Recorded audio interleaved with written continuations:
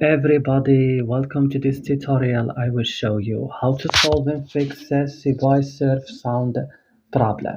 To fix this problem, just follow and watch this video till the end. Come directly open the settings of your mobile phone. Click at apps option right now and search for CY surf and click. Here guys, you have to scroll down this list, click on storage and click clear cache. So after that back now click at force stop and click OK. Go to Play Store or App Store and update your CY Surf. Restart here guys your device and that's all what you need to do. Don't forget to like and also subscribe and